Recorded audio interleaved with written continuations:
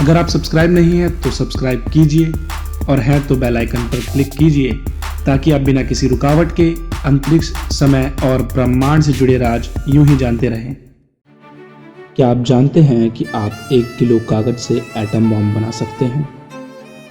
या आप जानना चाहते हैं कि एटम बॉम्ब हम घर में ही कैसे बना सकते हैं? अगर आप ऐसा जानना चाहते हैं तो आप बिल्कुल सही जगह आए हैं। आज के इस एपिसोड में हम जानेंगे कि एटम बॉम्ब कैसे बनाया जा सकता है और इसके पीछे की फिजिक्स को समझने की कोशिश करेंगे। और ये सब हम करेंगे कुछ उदाहरणों और थॉट एक्सपेरिमेंटों के जरिए। अंतरिक्ष, समय और खुद ये जीवन, जानिए ब्रह्मांड के राज। फिजिक्स टीवी इंडिया के साथ। हाय दोस्तों, मैं हूं सौरभ और आप देख रहे हैं फिजिक्स टीवी इंडिया। स्वागत है आपका एक और नए एपिसोड में। आइए सबसे पहले हम जानते हैं न्यूक्लियर बॉम्ब के पीछे की फिजिक्स को और उसे समझकर बनाते हैं 1 किलो कागज से एटम बॉम्ब। दरअसल एक महान वैज्ञानिक अल्बर्ट आइंस्टाइन की famous equation energy equal mass into speed of light square की मदद से हम आसानी से एटम बॉम्ब बना सकते हैं। दरअसल E इक्वल mc स्क्वायर हमें यह बताती है कि एनर्जी यानी ऊर्जा को मैटर में तब्दील किया जा सकता है और इसी तरह मैटर यानी पदार्थ को भी एनर्जी में तब्दील किया जा सकता है। आइए इसे समझते हैं एक आसान से उदाहरण के जरिए। मान लीजिए कि आप किसी गैस को ठंडा कर पानी और पानी से बर्फ में तब्दील कर देते हैं। तो अगर आप ध्यान से देखें तो गैस एनर्जी है और पानी मैटर है। तो आपने कितनी आसानी से एनर्जी को मास में तब्दील कर दिया है। इसी तरह हम मैटर को एनर्जी में भी तब्दील कर सकते हैं। आइए समझते हैं इसे। मान लीजिए कि आपके पास कुछ लकड़ियां हैं और आप उसे जलाते हैं। तो अगर आप ध्यान से देखें तो वुड यानी लकड़ियां मैटर हैं और ये जलने के बाद हीट में तब्दील हो जाती हैं और हम जानते हैं हीट एनर्जी है। तो इस तरह से हम मैटर को एनर्जी में तब्दील कर सकते हैं।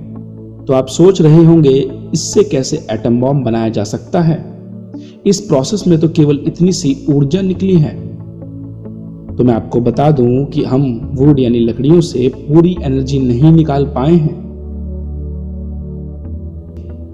दरअसल लकड़ियों में से केवल 0.001% ही एनर्जी हीट की फॉर्म में निकलती है और बाकी की कोयला और अन्य चीजों में वेस्ट हो जाती हैं। तो अगर हम किसी तरह इसमें से पूरी एनर्जी निकाल पाते हैं तो वो एनर्जी इतनी ज्यादा होती है कि उस एनर्जी से हम अपने पूरे धरती को खत्म कर सकते हैं। यकीन नहीं आता ना, लेकिन ये सच है।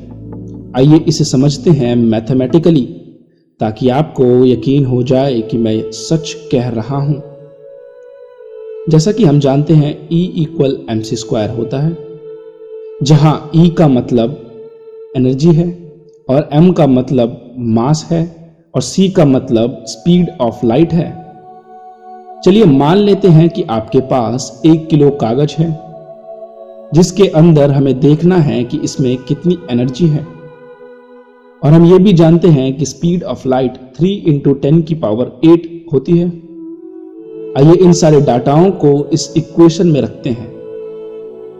एनर्जी इक्वल 1 kg इंटू 3 × 10⁸ का होल स्क्वायर। चलिए अब इसे सॉल्व करते हैं।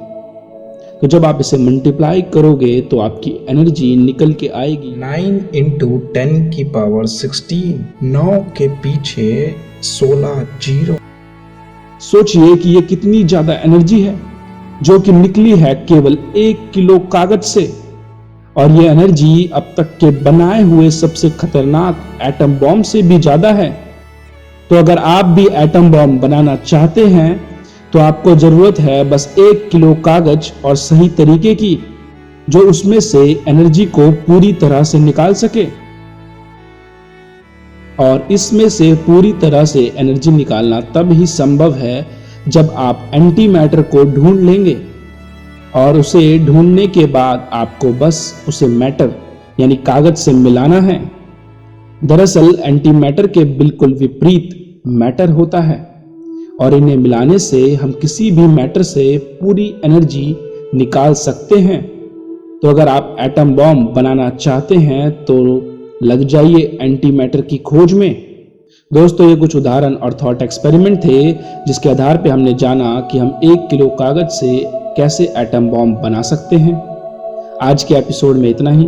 अगर वीडियो पसंद आया हो तो लाइक कीजिए और दोस्तों चैनल को सब्सक्राइब करना ना भूलें ताकि आप बिना किसी परेशानी के अंतरिक्ष, समय और ब्रह्मांड से जुड़े राज यूं ही जानते रहें।